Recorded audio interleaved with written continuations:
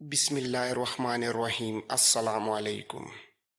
یہاں تک کہنے کے بعد کریٹیز لمحہ بھر کے لیے رکا، پھر بات کو آگے بڑھاتے ہوئے گرجدار آواز میں کہنے لگا، ناامیدیوں کو شکنجے میں کسنے والوں اور ظلم و ستم کے طوفان کھڑے کرنے والوں، اب سنبھل جاؤ، میں تم پر قہر بن کر وارد ہونے لگا ہوں۔ پھر دیکھتا ہوں کہ تم کیسے مجھے لومڑی اور اپنے آپ کو خونخوار بھیڑیا ثابت کرنے میں کامیاب ہوتے ہو۔ اس کے ساتھ ہی کریٹیز نے لمحہ بھر کے لیے تینوں کی طرف غضبناک نگاہوں سے دیکھا۔ اس موقع پر اس کے دائیں ہاتھ میں ننگی تلوار اور بائیں ہاتھ میں مضبوط ڈال چمک رہی تھی۔ پھر دیکھتے ہی دیکھتے اس کا ڈال والا بایاں ہاتھ ایک پل کے لیے گھوڑے کی زین کی طرف گیا جہاں ایک چھوٹا سا نیزہ بندھا ہوا تھا۔ کریٹیز نے اس پر اپنی گرفت مضبوط کی اور ساتھ ہی گھوڑے کو زوردار ایڑی لگا دی۔ وہ بلند آواز میں ہیبتناک نعرہ بلند کرتا ہوا ان پر بجلی کی طرح حملہ آور ہونے کے لیے آگے بڑھا۔ وہ بھی اچھی طرح سمجھ گئے تھے کہ کریٹیز ان پر حملہ کرنے میں پہل کر چکا ہے، لہٰذا وہ بھی فوراً سنبھل گئے۔ آندھی اور طوفان کی طرح کریٹیز ان کے بالکل قریب پہنچا، پھر اچانک اس کا ہاتھ پوری قوت سے حرکت میں آیا اور ایک ہی جھٹکے میں تینوں میں سے ایک کی طرف اپنا چھوٹا نیزہ پوری طاقت سے پھینکا۔ وہ نیزہ سیدھا جا کر خورگون کے سینے کو چاک کرتا ہوا پار ہو گیا۔ خورگون کے منہ سے ایک ہولناک چیخ نکلی۔ وہ گھوڑے سے نیچے گرا اور بے جان لاش کی طرح زمین پر جا گرا۔ اپنے ساتھی کو سیکنڈوں میں ڈھیر ہوتے دیکھ کر سارگون اور بالاش غصے سے پاگل ہو گئے اور دونوں ایک ساتھ کریٹیز پر ٹوٹ پڑے۔ سارگون نے پوری قوت سے کریٹیز پر وار کیا جسے کریٹیز نے اپنی چمکتی تلوار پر روکا، جبکہ بالاش کا خطرناک وار اس نے مہارت سے اپنی ڈال پر روکا۔ ان دونوں کے پے در پے وار روکنے کے بعد کریٹیز نے عجیب سی جنگی پینترے کے ساتھ اپنے گھوڑے کو ایڑی لگائی۔ جواب میں گھوڑا دشت کو گنجاتے ہوئے ہنہنایا۔ اس نے اپنی دونوں اگلی ٹانگیں فضا میں اٹھائیں اور لمحہ بھر کے لیے ہوا میں الف ہو گیا۔ اس کے ساتھ ہی وہ مہارت سے الٹے پاؤں پیچھے ہٹ گیا۔ اس کڑے موقع پر کریٹیز کا وہ خاص سدھایا ہوا جنگی گھوڑا پوری طرح اپنے سوار کا ساتھ دے رہا تھا اور اس کی ہر جنبش پر دشمن کو چکما دے رہا تھا۔ چند قدم پیچھے ہٹنے کے بعد گھوڑا جب رکا تب کریٹیز نے پھر اسے ایک زوردار ایڑی لگائی، جس کے جواب میں وہ گھوڑا بری طرح ہنہنایا، غصے سے اپنے نتنے پھڑپھڑائے اور اس کے بعد فوراً دائیں جانب مڑا۔ ساتھ ہی وہ انتہائی تیز رفتاری سے بالاش اور سارگون کے گرد دائرے میں چکر لگانے لگا۔ کریٹیز کے اس جنگی پینترے نے دونوں کو سخت پریشان اور خوفزدہ کر دیا تھا۔ کریٹیز اپنے گھوڑے کو ایڑی پہ ایڑی لگاتا ہوا کچھ دیر تک سارگون اور بالاش دونوں کے گرد پاگلوں کی طرح چکر کاٹتا رہا اور وہ دونوں سہمے اور خوفزدہ سے انداز میں اپنی تلواریں تانے اس کی طرف دیکھتے رہے۔ اس موقع پر گھوڑے کو دائرے میں پوری رفتار سے دوڑانے کے ساتھ ساتھ اپنی گرجدار آواز میں کریٹیز نے انہیں للکارتے ہوئے کہا، تم دونوں اپنے ساتھی کے مرنے کے بعد یوں بے بس لومیوں کی طرح میری طرف دیکھ رہے ہو جن کے سامنے اچانک ان کی عبرتناک موت آن کھڑی ہوتی ہے۔ اس غضبناک للکار کے ساتھ ہی کریٹیز نے اچانک اپنے گھوڑے کی دائیں جانب اس کی اگلی ٹانگ کے قریب ایک مخصوص ضرب لگائی۔ پاؤں کی یہ تربیت یافتہ ضرب لگتے ہی گھوڑا ایک بار پھر زور سے ہنہنایا اور جیسے ہی کریٹیز نے اس کی باگیں ایک خاص رخ پر موڑی تب وہ گھوڑا بجلی کی سی تیزی سے ایک دم سارگون کی طرف لپکا۔ سارگون کے بالکل قریب جاتے ہی کریٹیز نے اپنی پوری قوت سے اس پر تلوار کا ایسا زوردار حملہ کیا کہ اسے شانے سے لے کر پیٹھ تک بیچوں بیچ کاٹ کر رکھ دیا۔ سارگون کے منہ سے سسکاری بھی نہ نکل سکی اور وہ تڑپ کر نیچے گر گیا۔ اتنی دیر میں آخری بچ جانے والا بالاش غصے اور خوف کے ملے جلے جذبات کے ساتھ کریٹیز پر حملہ آور ہو چکا تھا، لیکن اپنی روایتی مہارت اور بے پناہ جنگی صناعی کا مظاہرہ کرتے ہوئے کریٹیز نے آسانی سے اپنی ڈال پر اس کے وار کو روک کر اسے ناکام کیا۔ اس کے ساتھ ہی ایک محفوظ جگہ پر کریٹیز نے اپنے گھوڑے کو جھٹکے سے روک دیا، پھر اپنے سامنے بے بسی، لاچاری اور موت کے خوف کی حالت میں کھڑے بالاش کو مخاطب کر کے تمسخر آمیز لہجے میں کہنے لگا، بالاش تو ہی ہے نا جس نے اس وقت جب میں نے تم تینوں کا راستہ روکا تھا بڑے فخر سے کہا تھا کہ تعجب ہے ایک لومڑی آج 3 بیڑیوں پر غرانے لگی ہے۔ اب ذرا خود کو دیکھ، تیرا چہرہ خوف کے مارے پیلا پڑ چکا ہے، تمہارے پورے پورے جسم پر کپکپاہٹ طاری ہے اور تمہاری آنکھوں کے اندر موت کی ویرانیاں ہجوم کر رہی ہیں۔ اگر اب بھی خود کو بیڑیا ہونے کا دعویٰ کرتے ہو تو بیڑیا بن کر میرا مقابلہ کرو، یوں ایک ڈری ہوئی لومڑی نہ بنو۔ بالاش میں تمہارے ان دونوں سفاک ساتھیوں کا خاتمہ کر چکا ہوں اور اب اگلی باری صرف تمہاری ہے۔ تم پانچوں درندوں نے ہی مل کر میرے معصوم ماں باپ کو بے دردی سے قتل کیا تھا۔ تمہارے دو ساتھیوں کو میں پہلے ہی گارڈیم شہر میں عبرتناک انجام تک پہنچا چکا ہوں۔ دو یہاں تڑپ کر اپنے انجام کو پہنچ چکے ہیں اور اب تم اکیلے یہاں کھڑے اپنے خوفناک انجام کے منتظر ہو۔ بالاش سنبھلو، میں اب تم پر آخری اور فیصلہ کن حملہ کرنے لگا ہوں۔ اگر میرے اس حملے کو روک سکتے ہو تو روک کر دکھاؤ۔ اس گرجدار چیلنج کے ساتھ ہی کریٹیس نے اپنے گھوڑے کو زوردار ایڑی لگائی۔ بالاش بھی اب جان چکا تھا کہ یہ اس کی زندگی کی آخری لڑائی ہے، لہٰذا وہ پوری طرح سنبھل گیا اور اپنی تلوار اور ڈال پر اپنی گرفت کو مزید مضبوط کر لیا۔ آگے بڑھ کر جو ہی کریٹیس نے اس پر تلوار سے پہلا وار کیا، بالاش نے پوری طاقت سے اس وار کو اپنی ڈال پر روک لیا۔ اس نے فوراً جوابی کارروائی کرتے ہوئے کریٹیس پر ایک خوفناک حملہ کیا، جسے کریٹیس نے بھی کمال مہارت سے اپنی ڈال پر لے کر ناکام بنا دیا۔ اس طرح دونوں اپنے گھوڑوں کو ایڑی لگاتے، دائیں بائیں پینترے بدلتے ہوئے ایک دوسرے پر ہولناک اور خونخوار وار کرنے لگے۔ دونوں زندگی اور موت کی اس جنگ میں ایک دوسرے پر پے در پے ضربے لگا رہے تھے کہ ایک موقع پر بالاش نے پوری قوت سے ایک انتہائی خوفناک وار کیا۔ کریٹیس نے پچھلے تمام تجربات کو بروئے کار لاتے ہوئے اس کے اس وار کو اپنی مضبوط ڈال پر روکا۔ اس کے فوراً بعد جب کریٹیس نے بالاش پر اپنی باری تلوار گرانا چاہی تو بالاش نے بچاؤ کے لیے اپنی ڈال آگے کر دی، لیکن عین اسی نازک موقع پر گھوڑے پر بیٹھے کریٹیس نے پھرتی سے اپنی ٹانگ کو حرکت دی اور ایک زوردار دھکا بالاش کے گھوڑے کے منہ پر مارا، جس کی وجہ سے بالاش کا توازن بگڑا اور اس کی ڈال کا رخ تھوڑا سا پیچھے ہٹ گیا۔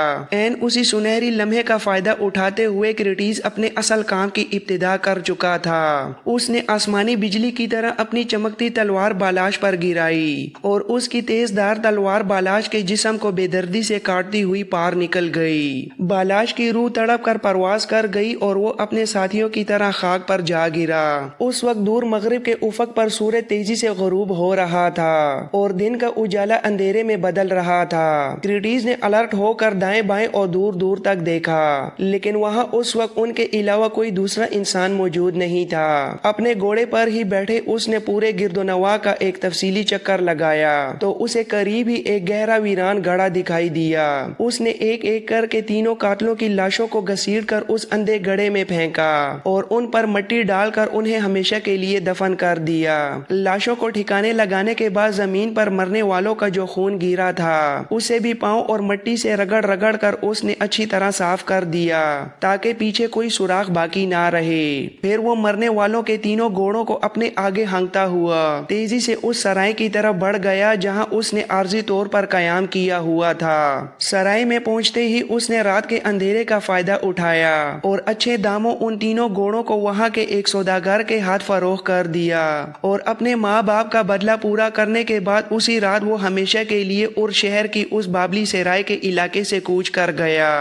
اربیل کے تاریخی میدان میں ایران کے شہنشاہ داریوش سوم کو عبرتناک شکست دینے کے بعد سکندر اعظم نے اپنے عظیم الشان لشکر کے ساتھ بابل کے مشہور شہر کا رخ کیا تھا۔ ان دنوں ایران کے شہنشاہ داریوش کی طرف سے بابل کا گورنر اور حاکم مازا نامی ایک تجربہ کار شخص تھا۔ اس نے اربیل کی اس خونریز جنگ میں سکندر کے خلاف بہترین جنگی شجاعت کا مظاہرہ بھی کیا تھا، لیکن جب اربیل کے میدان میں داریوش کو سکندر کے ہاتھوں عبرتناک شکست ہوئی اور وہ میدان جنگ چھوڑ کر بھاگ گیا، تب مازا بھی مایوسی کے عالم میں اپنے بچے کچے لشکر کو ساتھ لے کر بابل کی طرف لوٹ آیا تھا۔ اب جب سکندر اپنے لشکر کے ساتھ بابل کی سرحدوں کی طرف مسلسل بڑھ رہا تھا تو مازا نے حالات کا گہرا جائزہ لیتے ہوئے اندازہ لگا لیا کہ جب خود داریوش ہی سکندر کی طوفانی قوت کا مقابلہ نہیں کر سکا تو وہ اکیلا بلا سکندر کے خلاف کیا بڑی جنگی کارروائی کر سکے گا۔ وہ یہ حقیقت اچھی طرح جان چکا تھا کہ اگر اس نے بابل شہر کی حفاظت کے لیے شہر کے مضبوط دروازے بند بھی کر لیے اور قلعہ بند ہو کر یونانیوں کا مقابلہ کرنا چاہا تو وہ زیادہ دنوں تک ایسا نہیں کر پائے گا، کیونکہ بیرونی دنیا سے اسے کہیں سے بھی کسی قسم کی کوئی فوجی مدد ملنے کی امید نہیں تھی۔ خود شہنشاہ داریوش شکست کھا کر بھاگ چکا تھا اور اس وقت بچتا بچاتا دور دراز علاقوں میں صرف اپنی جان کو محفوظ کرنے کے در پہ تھا۔ لہٰذا مازا نے حالات کی نزاکت کو سمجھتے ہوئے یہی دانشمندانہ فیصلہ کیا کہ جو ہی سکندر اپنے لشکر کے ساتھ بابل شہر کے قریب پہنچے گا وہ بابل کے تمام معزز عمائدین اور مندروں کے بڑے پجاریوں کے ساتھ خود شہر سے باہر نکل کر سکندر کا شاندار استقبال کرے گا اور شہر پرامن طریقے سے اس کے حوالے کر دے گا۔ ادھر سکندر اپنے لشکر کے ساتھ جب بابل کی حدود میں پہنچا تو وہاں ارد گرد کے خوبصورت علاقے کو دیکھ کر وہ دلی طور پر بے حد خوش ہوا۔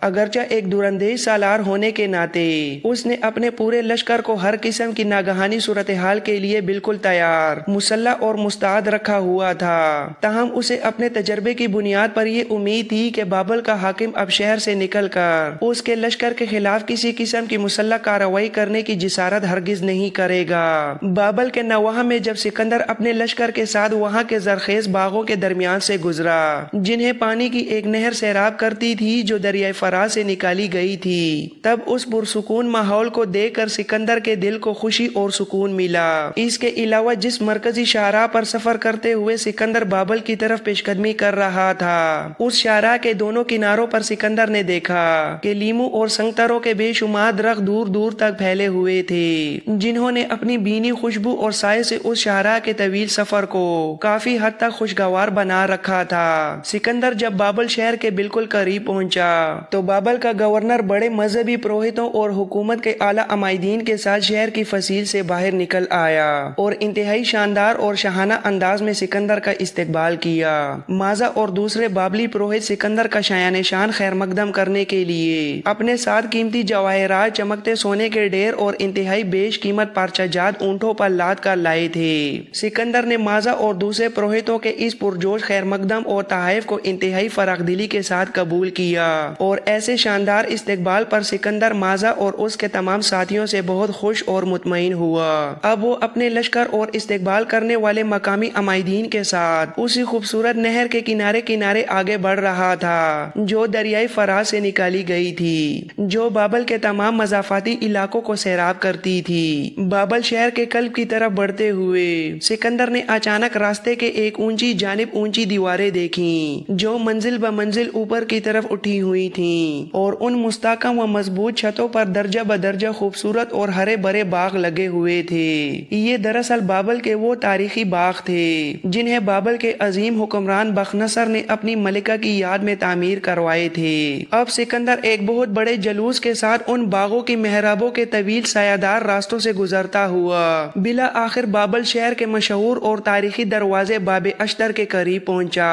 وہاں پہنچ کر سکندر کا گھوڑا رک گیا۔ وہ شہر کے اس عظیم الشان دروازے کے بلند برجوں کو بڑے غور اور حیرت سے دیکھنے لگا تھا۔ اس نے دیکھا کہ اس دروازے کے برج اور فصیل اتنی عظیم الشان اور پرکشش تھی کہ مصر کے مرکزی اور قدیم شہر منفس کے بڑے بڑے مندر بھی اس کی ہیبت اور خوبصورتی کے سامنے بالکل بے حقیقت معلوم ہوتے تھے۔ اس کے بعد اسی تاریخی باب اشتر سے اپنے لشکر کے ساتھ سکندر پورے جو جلال کے ساتھ بابل شہر کے اندر داخل ہوا۔ بابل کا گورنر، دوسرے مذہبی پروہت اور بابلی رہنما آگے آگے چل کر سکندر کی رہنمائی کر رہے تھے اور وہ پورے احترام کے ساتھ اس کے لشکر کو بابل کے شاہی محل کی طرف لے جا رہے تھے۔ بابل کے اس قصر شاہی کی طرف جاتے ہوئے سکندر ادھر ادھر کی رانائیوں کو دیکھتے ہوئے دل ہی دل میں بے حد متاثر ہو رہا تھا۔ سڑک کے دونوں جانب فلک بوس اور اونچی عمارتیں کھڑی تھیں، جگہ جگہ ہرے بھرے درختوں کے گھنے جھنڈ تھے اور جب سورج کی تیز روشنی بابل کے قدیم مندروں کے اونچے برجوں پر پڑتی تو ان پر سجے سنہرے، سیاہ اور فیروزہ گور رنگوں کی کاشکاری میں ایک عجیب سی سحر انگیز چمک پیدا کر دیتی تھی۔ سکندر کے علاوہ اس کے ساتھ موجود دوسرے یونانی سالار اور سپاہی بھی بابل شہر کی اس بے پناہ وسعت اور کاریگری کو دیکھ کر حیرت کا اظہار کر رہے تھے۔ انہوں نے کھلی آنکھوں سے دیکھا کہ اس شہر کی عمارتیں نہ صرف عظیم الشان اور دیکھنے میں خوبصورت تھیں بلکہ پائیداری اور تعمیراتی استحکام میں بھی اپنی مثال آپ نظر آتی تھیں۔ سکندر کے لشکر میں جو شاہی سنگ تراش نسبت شامل تھا وہ اس طرز تعمیر سے سب سے زیادہ متاثر اور حیران دکھائی دکھائی دے رہا تھا، کیونکہ اسے بابل کے فن تعمیر میں بالکل الگ ہی دنیا نظر آ رہی تھی۔ شہر میں داخل ہونے کے بعد اس نے جگہ جگہ گھوم کر بابل کی گلیوں اور دیواروں کا باریک بینی سے جائزہ لیا۔